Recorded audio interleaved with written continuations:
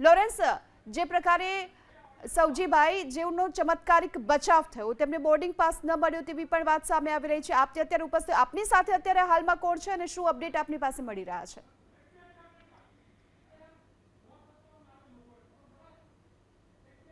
સવજીભાઈ થીંબડિયા મારી સાથે છે ને, જે એર ઇન્ડિયાનું બોઈંગ ક્રેશ થયું અને એક લોકોના મોત થયા, દુઃખદ ઘટના છે. દુર્ઘટના બાદ જે રીતે અહીંયા એક ખૂબ જ રસપ્રદ વાત સામે આવી કે જે રીતે અહીંયા સાહેબ આપણે જોઈ શકો છો, અહીંયાથી સવજીભાઈ જવાના હતા પરંતુ બોર્ડિંગ પાસનો કોઈક વિષય બન્યો અને તેઓ જઈ ન શક્યા. અત્યારે આપણી સાથે મોજૂદ છે, તેમની સાથે વાત કરીશ. સાહેબ, શું કહેશો? કયા પ્લેનમાં જવાનું હતું, કયા કારણોસર જવાનું હતું? દુર્ઘટનાગ્રસ્ત થયું પ્લેન, પણ તમે સહી સલામત અત્યારે સ્વામિનારાયણ મંદિરમાં અહીંયા હાજર છો. મારે આજે અત્યારે ક્રેશ થયું ને, એ પ્લેનમાં જવાનો હતો. મારો ટિકિટ નંબર A1 હતો, પરંતુ મારે ભગવાન સ્વામિનારાયણની કૃપા મારા ઉપર એટલી બધી છે કે મારા મહંત સ્વામી અને મારા ગુરુ સ્વામી એની દયાથી મને ભગવાને સદબુદ્ધિ આપી કે મેં મારા દીકરાને એવું કીધું કે તું આમાં મારી ટિકિટ નહીં લે, મને બીજો કોઈ દિવસ આપ. એટલે એણે લેટ કરી અને સોમવારે 3 વાગ્યાની આ જ પ્લેનની ટિકિટ મને લીધી છે. એટલે એવી રીતે હું કુદરતી રીતે મારા મહારાજની દયાથી બચી ગયો છું. કયા કારણોસર જવાનું હતું? સાથે આ ઘટના બાદ તમારા પુત્ર સાથે કોઈ વાતચીત થઈ? શું કહેશો?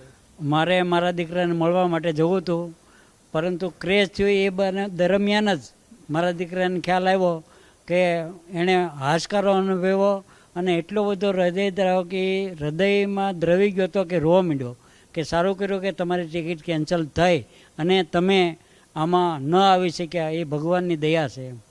કેન્સલ કેવી રીતે થઈ? કયા કારણોસર? શું કેન્સલમાં એવો હતો સાહેબ કે મેં ભગવાનની મારે સદબુદ્ધિ, ભગવાન મારા ઉપર પૂરેપૂરી કૃપા છે સ્વામિનારાયણ ભગવાનની. એટલે એ મને કોઈ પણ ખાડામાં પડતો હોય તો મને બચાવી જ લે છે અને એથી મને સદબુદ્ધિ હોજી અને મેં એ ટિકિટ મારા દીકરા દ્વારા કેન્સલ કરાવડાવી. સારું, દુર્ઘટના બની, તમને જાણકારી મળી, શું કહેશો? ખૂબ જ દુઃખદ બાબત છે. શું કહેશો આ જાણકારી મેળવ્યા બાદ? તમે શું અનુભૂતિ કરી?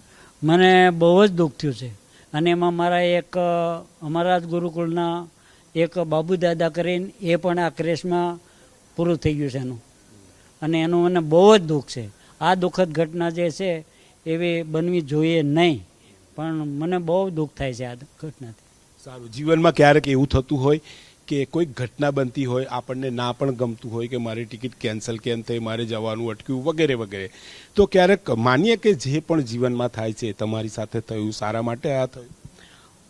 મારા માટે જે ભગવાન મને સાચું કે ખોટું મારા માટે જે કાંઈ કરે એ બધું ભગવાન સ્વામિનારાયણ આજે બેઠા એ મારા માટે સારું જ કરે છે. કોઈ દિવસ મારું અહિત થાય એવું એ કરતા જ નથી. સારું, એક સવાલ એ પણ પૂછીશ, કેમ કે પ્રધાનમંત્રી નરેન્દ્ર મોદી, કેન્દ્રીય ગૃહમંત્રી અમિત શાહ પહોંચી રહ્યા છે અહીંયા. તમામ લોકોની દોડધામ અને જે પણ બચી જાય તે પ્રકારની સ્થિતિમાં છે, તમામ સારવાર લોકોની ચાલી રહી છે. શું કહેશો આ મામલે? એ માટે આપણી સરકારનો આભાર માનીશ કે નરેન્દ્રભાઈ પોતાની રીતે એટલા પોતાની જાત નીચોવીને પણ આવા દુર્ઘટનાઓ પોતે અંગત રસ લઈ અને સેવા કરે છે. મારો છેલ્લો સવાલ, શું કહેશો? અંદરની અનુભૂતિ, દિલની અંદર અને આ ઉંમરે ભગવાનનો પાળ તમારી ઉપર? જી, સૌથી પહેલા તો હું મારા ગુરુ જેણે મને કંઠી પહેરાવી. જી લોરેન્સ, આભાર આપનો આ સમગ્ર માહિતી બદલ. સવજીભાઈને આપણે સાંભળ્યા કે કયા પ્રકારે તેઓ ભગવાન પર શ્રદ્ધાની વાત કરી રહ્યા છે અને જે પ્લેન ક્રેશ થયું એ જ પ્લેનમાં તેઓ જવાના હતા, પોતાના દીકરાને મળવા માટે જવાના હતા, પરંતુ અંદરથી તેમને એવું થયું કે આ પ્લેનની ટિકિટ કેન્સલ કરાવી અને બીજા દિવસ અન્ય કોઈ દિવસની પ્લેનની ટિકિટ કરાવવામાં આવે. તેમના દીકરા સાથે તેમણે વાત કરી તો રડતા રડતા તેમના દીકરાએ પણ ભગવાનનો આભાર માન્યો અને સવજીભાઈ પણ ભગવાન સ્વામિનારાયણ પર જેઓ શ્રદ્ધા ધરાવે છે તેઓ પર તેમનો આભાર માનતા થાકતા નથી.